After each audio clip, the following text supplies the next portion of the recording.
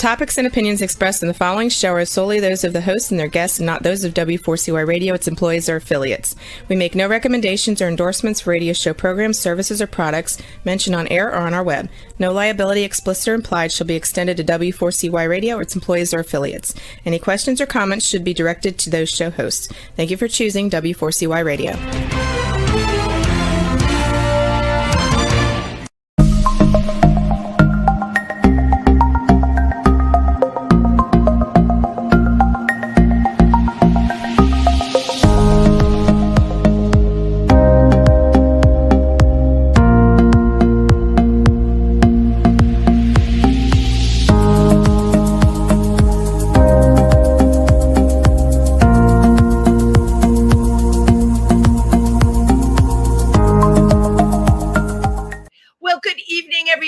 And welcome to Triversity Talk. I'm your host, Wendy Stewart, but you know that already because you watch the show every week. But it's always great to be here because for me, it certainly gives a sense of community knowing that you're all out there. As many of you know, Triversity is located in Milford, Pennsylvania. We have a wonderful center there, but I come to you every Wednesday night from New York City, where I have to spend some time as well. So this week at Triversity on the 18th, that's tomorrow night. My God, time flies when you're having fun. Tomorrow night on the 18th, we will have schmoozing with Triversity. That's going to be at our center, and that is headed up by one of our board members and an amazing friend of mine, Timothy Moreland. It's a great place for you to come and just air whatever is on your mind. And I am sure a lot of you have a lot on your mind these days. I know that I do. And towards the end of the month, Sunday, I think it's September 28th, Triversity will have a table at the Port Jervis Fall Festival. It's a Sunday. It's the 28th, I believe. But you can check everything that I'm telling you, of course, on our Facebook site, or you can go on our website as well. But please stop by our table at the Fall Festival. I'll be there for a couple of hours. It always gives me a really great chance to meet people in person, which I love to do because I'm a people person. So tonight's guest is an amazing photographer and happens to be a really dear friend of mine. He's also an incredible activist, just works tirelessly for the LGBTQ community. I'd be here all night if I had to tell you all the things that he's done. And then as an artist, just amazing photography, a fine arts photographer, a fashion photographer. My really beautiful pictures that everyone says, oh, who shot those? Well, it's the upcoming person. And I just want to tell you a little bit more why he's here tonight. Well, he's here tonight because I absolutely adore him, but he's also here because he produced a film called Miss Simone and the Queens of Stonewall. And we just happened to screen that film at the LGBTQ Film Festival in Jersey City a couple of weeks ago, curated, of course, by our own Jed Ryan and Clover Welsh. Wonderful selection of films that night. What made this film so special for me, and I consider it a very important film and a commentary on making yourself survive in using your creativity, no matter how adverse the times are. So I think in many ways, it's a very timely film. I have a little introduction I wrote up here I'd like to share with you. Our award-winning photographer and videographer, Steven Love Menendez, has used both his imagery and activism to focus worldwide media attention on the LGBTQIA community. In the film, The Queens of Stonewall, it's a chronicle of the life of Miss Simone, as well as her LGBTQIA community members in New York City who have survived decades of adversity, enduring both AIDS, transphobia, the pandemic, and how they've used their self-expression through drag, dance, and performance to live their authentic lives. Please welcome Steven Love Menendez. Thank you, Wendy. So good to see you. Oh my God, it's so good to see you. And you're coming in loud and clear, which I really like. But I would expect that from you, Steven. Your lighting's beautiful, your background's beautiful. You know how to do all this stuff, right? Yeah. Well, thank you so much. You're so busy all the time. I'm one of your many followers on Facebook. Besides what you do in the community, you shoot amazing photographs. You followed Joey Arias, your nude series. I don't know half the models that you've worked with. They're familiar, of course, but what you do to the male form is amazing. I've been to many of your shows, and thank you for the love, the kindness, and the beauty that you bring into the world. Thank you so much, Wendy. Same to you. Yes. Well, you know what? We all try and do our bit. But when we screened your film at the LGBTQ Film Festival as part of Jersey City Pride, I think what spoke to me about your film in a very unique way, I looked at the people on that screen that they have fought the good fight. And they are the largest group right now being attacked. And yet, what came through in the film, no matter what, they were going to continue to put their authentic selves out there, celebrate their creativity, and celebrate their community. How did you get involved doing this film? Well, the way it happened was I became a volunteer at the Stonewall National Monument, and I started that during its inception in it was 2016 is when it became a monument, but 2017 was the first Pride.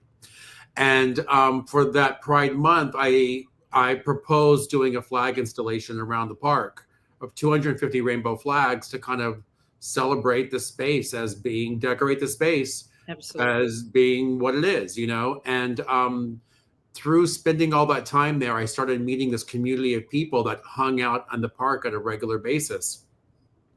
And then I became friends with Simone, who was basically the star of the film. And during the pandemic, towards the end, when people were comfortable being outside and in public, but still interior spaces were closed in the park, it became this kind of scene of people hanging out and celebrating. And historically, Simone had a past where she used to perform on the Christopher Street piers with a boombox that she would push out in a shopping cart. And someone brought a amplified speaker into the park. And then people started dancing and having fun. And then she decided to do some lip sync numbers. And then all of a sudden, she started doing shows in the park. And so I don't want to get ahead of myself and tell you too much more, but basically that's how, I started a friendship with her, and they became part of my community in that park. And then, when COVID ended, they wanted to continue doing the shows. I don't know. Should I keep going with the story or? Yeah, no, totally keep going with the story, because this is a story, our podcast is nationwide. Everyone knows about Stonewall, but this is the kind of thing, and I'm going to give a little backstory. Mm-hmm. The park that Steven's referring to is a little triangle park. It's in the shape of a triangle. And since 2017, when we get near Pride, Steven puts literally 250 rainbow flags there. It's really quite impressive. And I remember during the pandemic, because we're referencing that time, people gathering in the park. There was such a need for community to be with other people. But I think the brilliance that you're describing is the fact that Miss Simone, she had performed on the pier, but who she is and what she's about, she had to bring it to that triangle park and created a whole other thing. I mean, to me, what we're talking about, honestly, is a piece of history. It's happening very now. It's contemporary. Your film is contemporary. But I am telling you, the same way we looked back on the creator of the rainbow flag, Gilbert Baker, right? Who did the rainbow flag. The same way we reference that time, we will look back on this time, and your film will absolutely be a piece of history. It's really important. So I'd like to find out, were people very free to talk to you? Like, what was it like working with the, I want to use the word cast of this film? Oh, it's pretty easy because I mean, they all were my friends. Yeah. You know, we all became friends. We were we were part of the same community together, you know, and so I was helping them to make the shows happen because the first person with the speaker kind of disappeared. Then another person with the speaker came. Then I supplied a speaker. We kind of just all joined in together. Right. So Simone and the other queens could do these drag performances in the park. And everyone loved the shows. But then when the pandemic ended, they tried to keep continuing doing the shows, but then a lot of people came back to town that had left town during the pandemic, and then they started complaining about the amplified music. Right. And so technically National Parks has a bylaw that there is no amplified music without a permit. So this main person that was complaining found that out. And so was basically calling them nonstop, saying they're breaking the rules, they're playing amplified music. And so they forced the shows to stop. But, you know, luckily I had my relationship with the park and National Monument. So I petitioned to get permits for them to do the shows. So they gave us permits to do the shows during Pride Month. So, Steven, that's so amazing. What you're telling us is so incredible because, again, a little backstory on that neighborhood. Stonewall National Monument, of course, will always be there. Well, we hope, but the area itself has really gentrified a lot. And you brought out a good point. A lot of those people, right? They went to their second homes in the Hamptons or wherever. But then they came back, and for whatever reason, they were going to rain on the parade of the people in that park who were not hurting anyone. It was definitely creative expression, and not for nothing. But you know, I'm surprised I'm talking to you from such a quiet room right now because where I live, the ambulances and the fire truck sirens are nonstop. You know, I'm sure that same person is not calling up and complaining about that. But, you know, members of this community having their show down there seemed to bother them. Yeah. And, you know, I think it was a small handful of people. They were just relentless with their complaints. Right. Because once I started getting permits from the police department, they're like, we have the same people calling over and over again, complaining about everything. That's all they want to do is just complain, you know? And so it's a pity because so many people really enjoyed the shows. And the shows only happened when the park was open. The park closed before sundown. So it was never late at night. The shows were like about an hour and a half. It was in the daytime. It was on the weekend. And it was once a week. It wasn't like it was every single day. It was just ridiculous because you've got the Stonewall Bar on one side. Yeah. They're on the other. The duplex on the corner. A subway entrance on the street. 4 streets converging with traffic and noise, and like for them to complain about that, it just felt like harassment.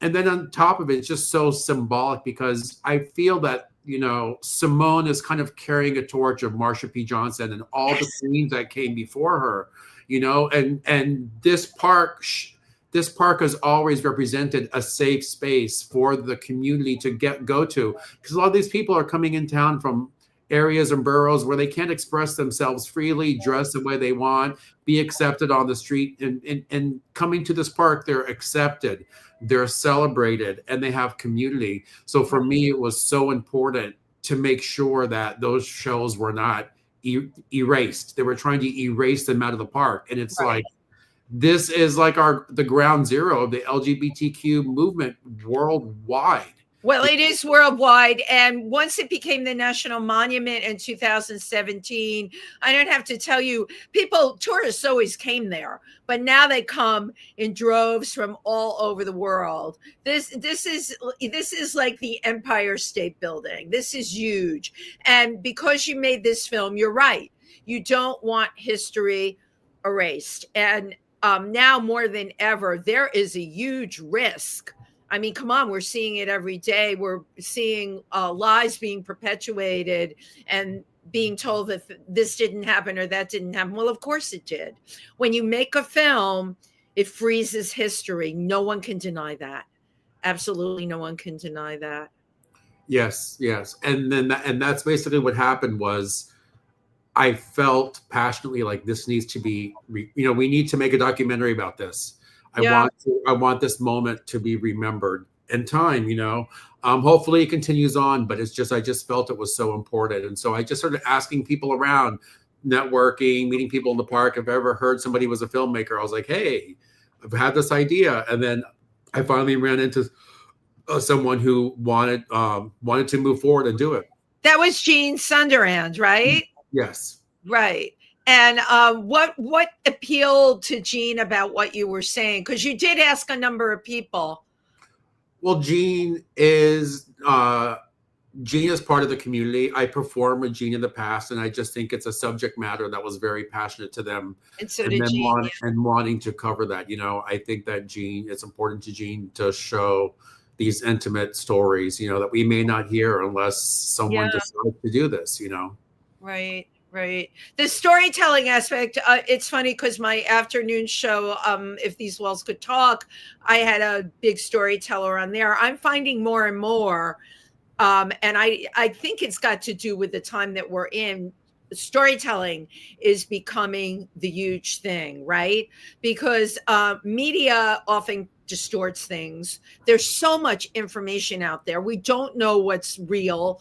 We don't know what to believe anymore. But if you have like the perception of a person and the truth of a human being that you trust telling you a story, then it's got credibility and it's getting passed on. And the irony of this to me is, this is what, first Americans did for hundreds of years. This is what tribal people in Africa do.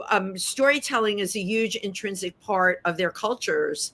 But now more and more, I think in our culture, we are definitely getting more involved in that. Mm-hmm, mm-hmm.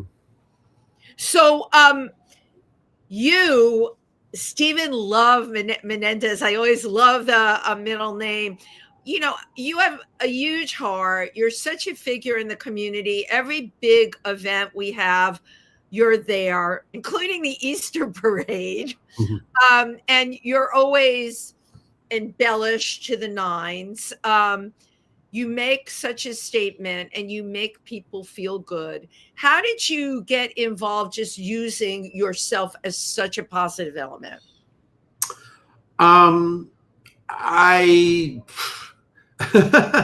Well, I just always was attracted to the arts and to self-expression. And in the late 80s, early 1990s, I was a go-go dancer. And that's where the name Steven Love comes from. Love it. It's my stage name.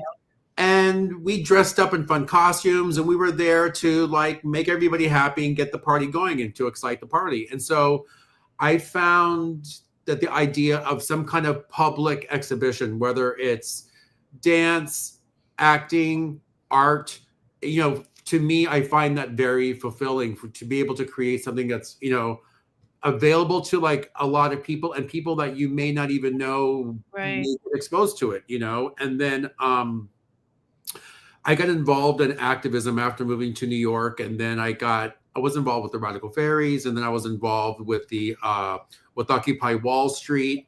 And I started carrying a rainbow flag that said peace. And then all of a sudden, as soon as I started carrying that flag, it was constantly being photographed. People were just attracted to that flag. Yeah.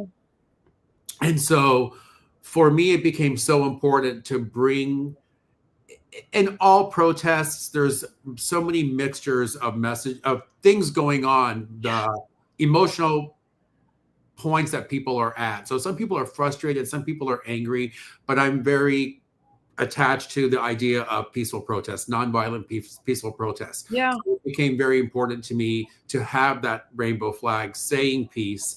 And actually the rainbow flag that says peace originates from from a peace march in Italy, protesting protesting the Vietnam War. So it's no idea. Wow. That has it has a long history behind it. So when I was first carrying it, I was having anti-Vietnam War protesters that were still around that were joining in Occupy walking up to me telling me thank you for carrying that flag. but I didn't, at that moment of time, I didn't know that part of the history. But then I was also having LGBTQ people come up to me saying, thank you for carrying that flag. And then organizers of the marches were like, get in front with the flag, lead the march, lead the march. Yeah. And so I discovered like the power of the flag. And I love that across these different areas of the LGBTQ and anti-war, combined together. It's everything that you believe in. Yeah. And so, and that's kind of what led me to just want to create the flag displays at the park. And I used to have peace and love flags in the park, but now they won't even let me put those. I can only put the original rainbow flag. But outside of that, and as far as the visual stimuli for myself, like I got involved in performance art shows here in New York. I got involved in the Mermaid Parade and all those things. I just do it all. just get great joy of creating a vision of like happiness and joy and love, Right. And just putting it out there. How did this Italy flag find its way into your hands? Which flag?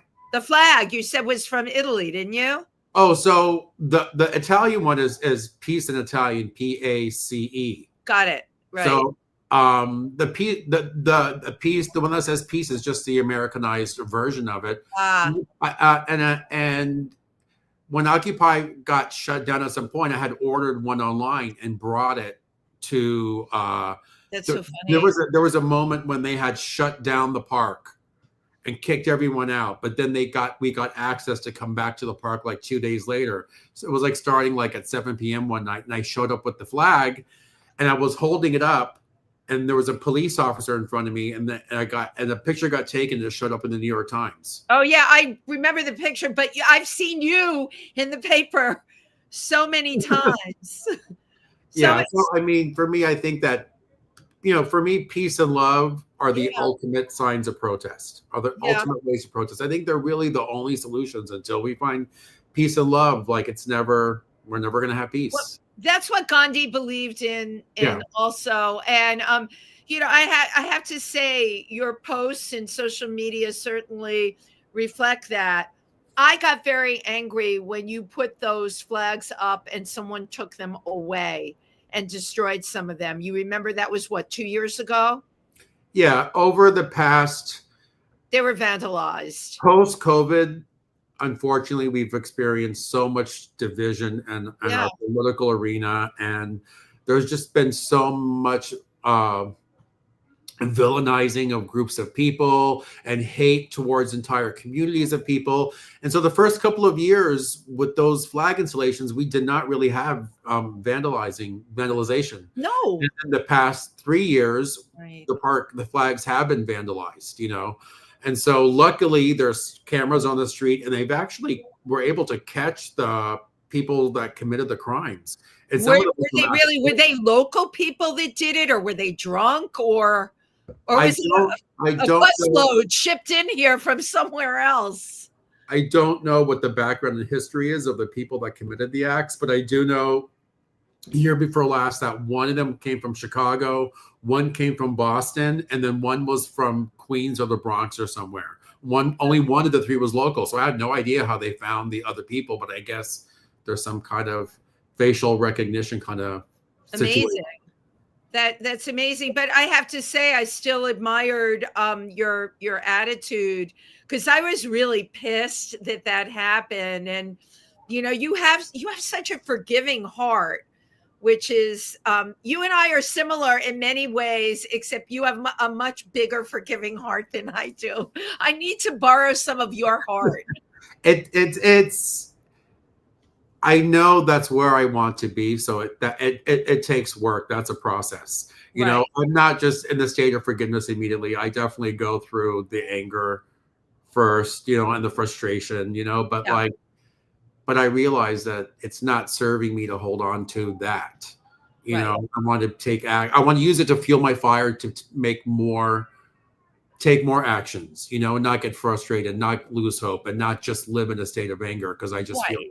Well, anger, as you know, is the distraction, right? I get caught up. The anger is definitely the distraction. Obviously, someone like you can move past it and move through it. But have you always been like this?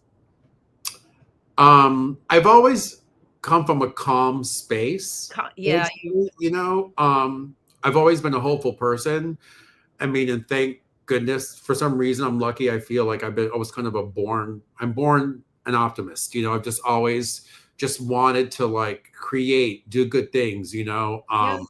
So the more I've educated myself, I've studied mysticism, spirituality, psychology for over 30 years, and just through all that whole process, I just realized like the one thing I wish I never become is a jaded human being, Yeah. You kind of lose hope, and I never want to lose hope. I could never imagine you doing that. As a matter of fact, when I hit a low, I go to your page. I go to your Facebook page and I read what you write. Some of your posts are long. I read them over till the message sinks in, right? Mm-hmm. So I'm probably not the only person that does that. Thank you for uplifting a lot of us on social media as well. Yeah, it's my pleasure. And those things are basically like it's basically almost like journaling, because as I'm going through a difficult time, I try to figure out what is the medicine that I can use to, realign myself, let go, move on, have hope, and try to share that journey with other people. Well, you're very successful at it. I would like to show the film clip now from Miss Simone, the Queens of Stonewall. Thank you, Juan. Take it away.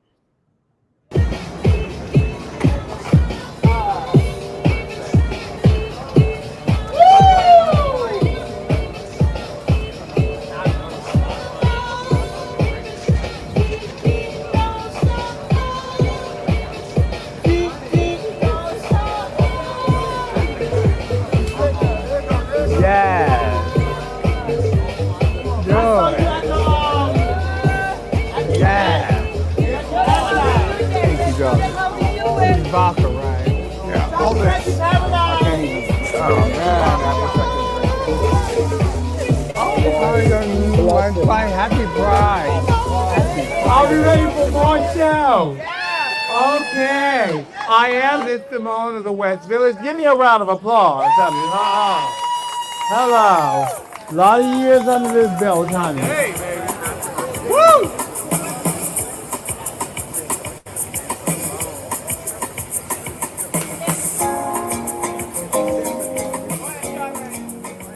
I used to get all teary-eyed when I talked about all of this, but now I've done so much and been through so much in my life. It doesn't really bother me like it used to. I used to feel bad because I didn't come from much of a background. My family, where I was born, a lot of stuff I was embarrassed about. People looking at me, wondering like, how did she get here and stuff like that. I was ashamed.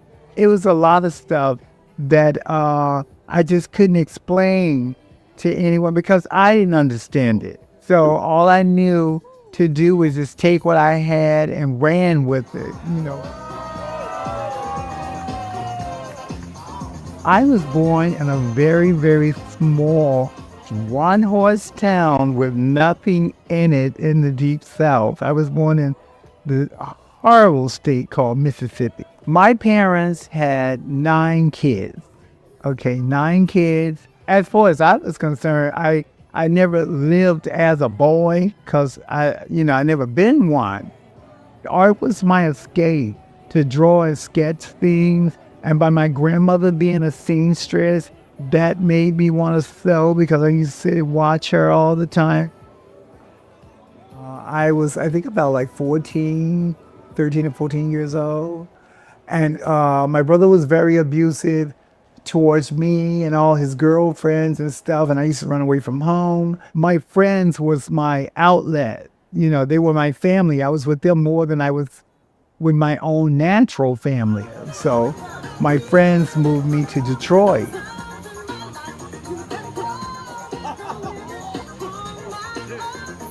When I first dressed up, this was, oh my God, this is so far back. Oh Lord, I mean, how long ago was that? I mean, I can remember the disco scene was big and all of that back then. And so I think that I had on a wig and some red lipstick. So I felt that people were nicer to me when I was dressed than when I wasn't, you know? And so as I was dressing, I was actually happier, even though you look a mess in drag. No one cared. Ah, beautiful. Beautiful. She's really something. Yeah, I mean, she's an incredible performer. I mean, on top of all of the meaning of why I feel that it's so crucial, important for that space to be there for them to do the shows. On top of it all, Simone is an incredible performer. Yeah. She's a great MC. She's funny, and she's she's an incredible lip syncer. She always has great costumes. I mean, like, it's she really captures everyone's attention when she performs. It's incredible. So now that she's limited to just doing Pride days there, what does she do the rest of the time? Can people find her in other places performing? Well, the other thing is that, so I mean, sadly, we were only able to get the permits during Pride Month by the National Monument, but we still do the shows on the streets outside of the park. So, like, basically right in front of the park on 7th Avenue, we'll do, and right 7th Avenue and Christopher, we'll just do the shows on the street. And Perfect. so, and the NYPD doesn't bother the shows because it's not, the music is not really that loud. It's no louder than any other things going on in the neighborhood. You walk 100 feet away, you don't hear it. You know what I mean? They're not really concerned. And so, so we still, whenever there's nice weather, we'll do a pop-up show. So we just did one last week and we did one a couple weeks ago. So beautiful. As long as the weather's good, we do pop-up shows. And are those pop-up shows usually on the weekend? I want people that are coming to New York to know about this. Are they usually on the weekend? They're usually on Sundays. It's usually on Sundays and just depending as the summertime, it's like 5 to 6:30. And then, as we get into fall, it'll be like 4 o'clock to like 5:30 because the sun goes down sooner. Yeah. It's street art, but the importance of it now, I'm so happy we live in New York is all I can say, right? Yeah. We really get to do this incredible kind of art here. So, Steven, I've been to a number of your shows. I've even had the pleasure of, Steven has photographed me for my modeling things, but I love the way you photograph men. How did you, and that seems to be, I mean, you photograph women too, but your sweet spot seems to be these incredible nudes of men where they all look like gods in your photography. How did you get involved doing that? I mean, it's just one of my interests in photography, I was just shooting a personal project and I wasn't thinking about it from a fine art perspective because I really didn't go to college with an arts background, I did go to ICP for a minute, so I did get some professional photography education, but I worked in fashion on sets. So I knew how to put photo shoots together. And I had done a project and a friend of mine, Cynthia Powell, had seen one of the images that I just saw her yesterday. And she asked if I wanted it to be part of a fundraiser for the Leslie Lohman Museum. Of course, right? Because I was like, oh, I should just. This is an interesting thing because this is post the economic crash, and like I had more time on my hands, and I just was like, oh, let me just start shooting more personal art projects, and I did, and so. Next year will be my 10-year anniversary of working on this specific focus of body of work. That's so incredible. And Cynthia, of course, was connected to galleries. I just saw Cynthia yesterday. That's so funny. It is a very small world.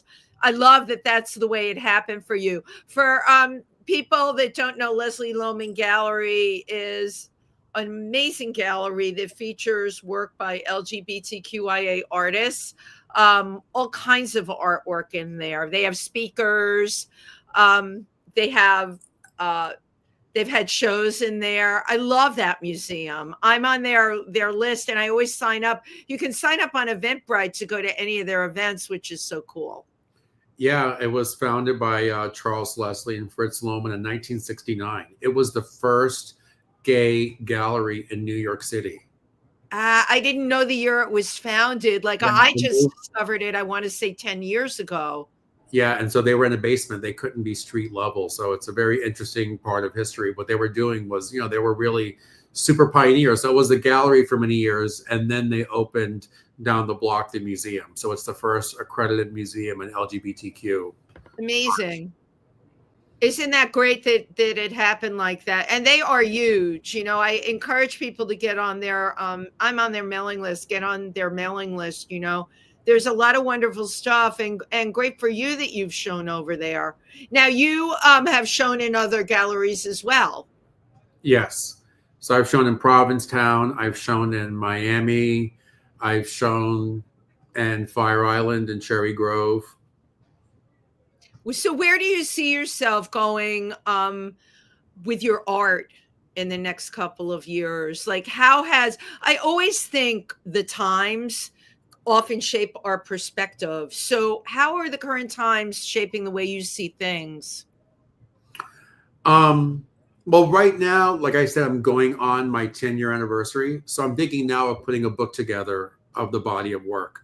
That would be great. Coffee table type of book. Yeah, and then having an exhibition kind of showing some work still have never shown yet. I've been kind of holding off on showing it. And I'm not really sure where it's going to go, where things are going to go next. I'm just keeping myself involved in different things and just kind of organically seeing where it's going. Right. But, the goal is peace and love, no matter what it is I'm doing, you know. I have to say, and I'm going to ask you if you can share with us. I know a lot of this is in you, but if you were going to tell people how they can reach a higher level, right, of peace and love and happiness, what would you tell them to do? I mean, that's a huge question. I know. I just want a few little suggestions from you, because right now a lot of people in our community, and I don't have to tell you this, are really struggling. I have these conversations with a lot of people. I mean, I think one of the simplest things you could do is just find some kind of audio meditation that you could listen to. Yeah. It would just be a simple 5-minute meditation, and try to make that the first thing that you do in the morning to set the tone of your day. Because I think how you begin your day changes everything. And I can definitely see the difference when I'm doing it on a regular basis, and when I kind of like fall off the track and feel like I get so busy I just have to jump up and run, or I'm like going online before I'm doing 5 minutes of just, some breath work. I try to go outside and just, and just breathe and spend time in nature. I mean, I noticed that you do that you break up your time.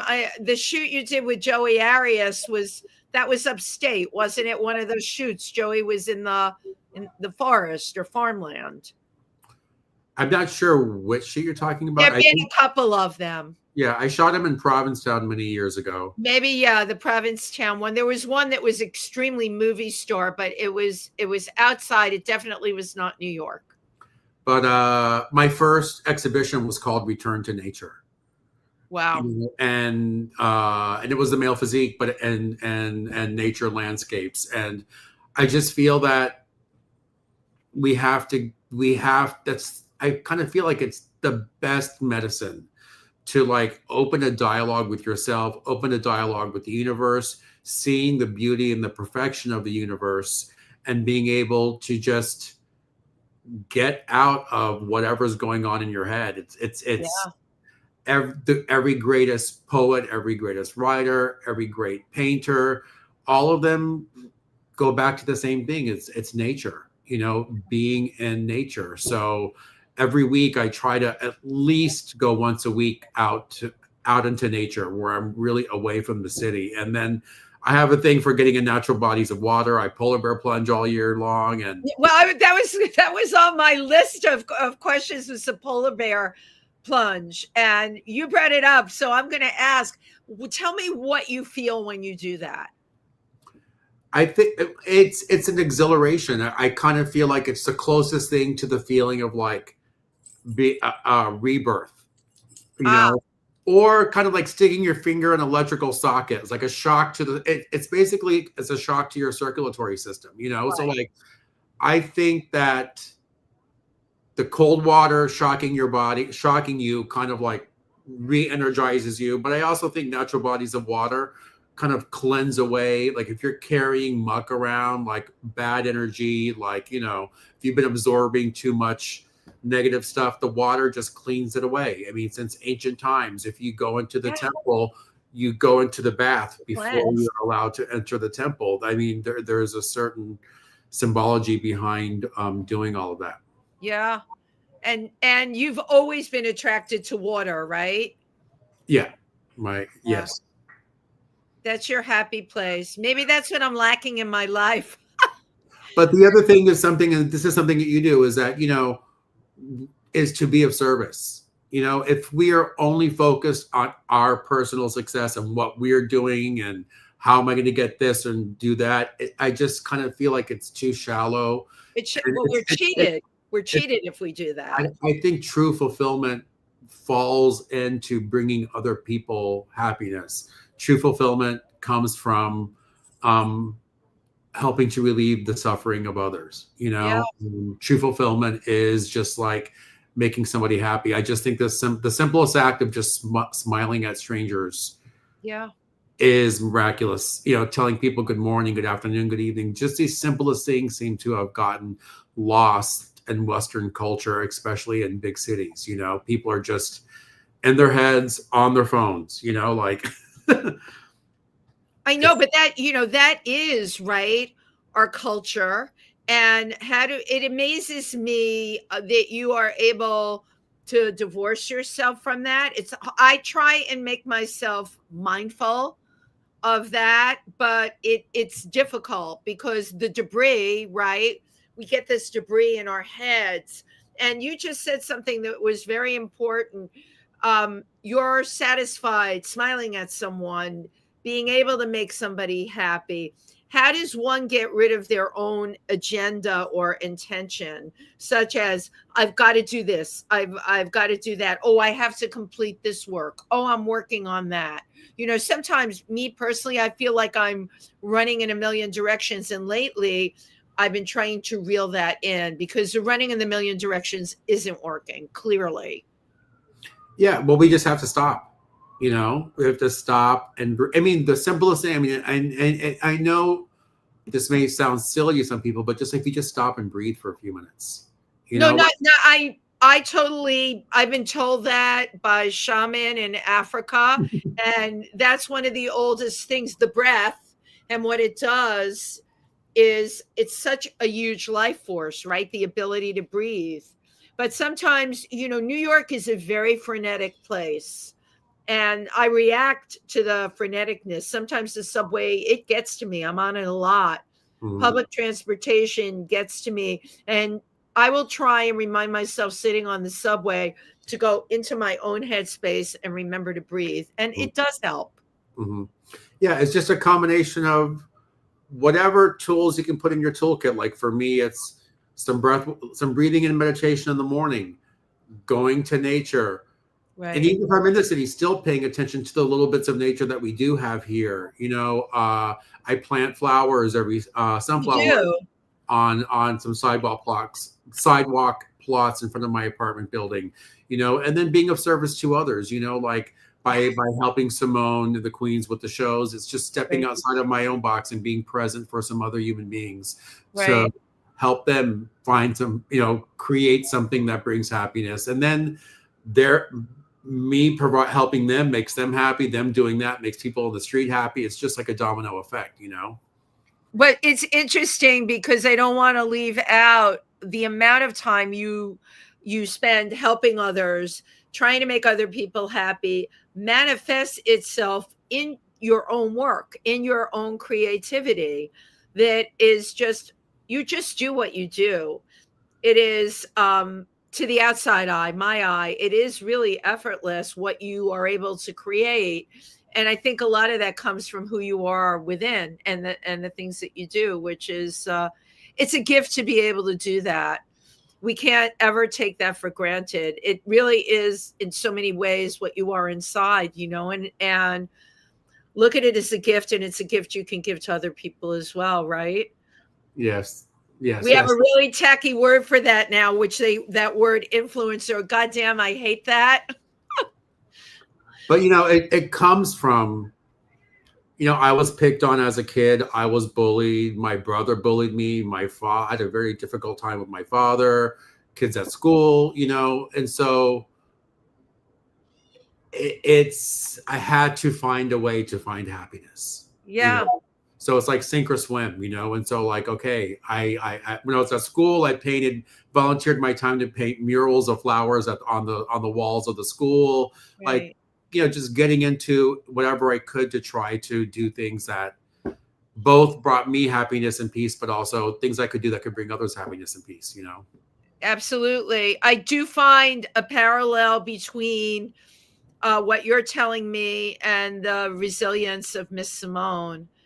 It's definitely a parallel thing. I mean, you were bullied, but you took a negative situation, and we all heard Miss Simone's background. That's why I wanted to play that part of the film, 9 kids in Mississippi. I can't even imagine. And look at her. She is a rock star here. You're right. That's an incredible talent. And that's a talent you want to look at and make films about and definitely support. So thank you for what you do. Thank you for all the Miss Simones whose story you're going to help tell from this. And just on a side note, I'm not sure if you know, Miss Simone's on the current cover of the Advocate magazine. And my friend Mark Isom is the publisher of the Advocate. I love him to death, and he is an incredible sponsor for the Imperial Court of New York. So, yeah, I totally love what you just told me. I love sharing that. We have a really great world that we can create around us. For me, that's what it's about, because that will get you through at the end of the day. So we are down to the wire. What do you have coming up? Do you have any shows coming up you want to talk about, or any happenings you want to share? Well, right this moment, I'm really focusing on what I'm going to do for next year for my 10-year anniversary of this body of work. We're going to be screening the film in Milford in October. Yes, you will. And that brings me to, I want to share that with everyone. Triversity will be having the Sunday of the Black Bear Film Festival, which I believe that's the 19th. But again, it'll be on our Facebook page and on our website. And I will, of course, get it out. I'm like the town crier. We are going to be screening Steven's film. Very excited about it. I'm also working on, if you do want to come to Milford, doing a Q&A with you. Oh yeah, of course. Now, if you can come, we are from New York City. We are 1 hour and 40 minutes. I've timed it, but yeah, I'm excited that we're going to be showing that film. It's great. Thank you so much. Yeah, well, thank you for every single thing that you do in the community. So yeah, we've got that coming up, and I know you've got the book on the table. For you to do a coffee table book, why do they call them that? I guess because they're so big and they sit on coffee tables. I'm looking at, I've got a bunch of them here. I just stack them and they're not on a coffee table, but that would really be, that's like the next thing, right?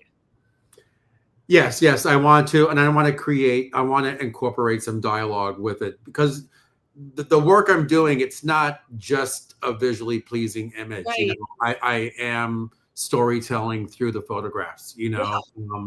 I'm very connected to the way that artwork was represented during the Renaissance, where there was a story behind the picture. Absolutely. You were to learn about values and mythologies, and yeah. I love that you believe that it's relevant to tell the story behind the picture, because so often the person looking at the picture is left to figure it out. I'm one of the people that goes home and Googles, because I need to know the story behind the picture. Your film, I needed to know the story behind that. I love that you will tell the story behind your photographs. That's a complete communication, you know, and it leaves the observer with something. Steven, Yay. you have been an amazing guest, and I did warn you that I didn't. I love to take this hokey picture of people on the live stream. So, cheese. Jeez. Now I get to take your picture. Well, I've actually taken your picture before, but not on a stream before. Thank you so much for everything that you shared with us today. And I'm sure I will be seeing you in the hood, as we say, or at an event, or seeing you around. Thank you, everybody who tuned in. Please come to the Black Bear Film Festival and go to our Sunday at the Triversity Center. We're right on the main street in Milford. We'll be showing Steven's wonderful film, Miss Simone and the Queens of Stonewall, as well as we have a whole block of films. And really looking forward to that. Thank you, Steven. Thank you, Wendy. Thank you. Good night, everybody.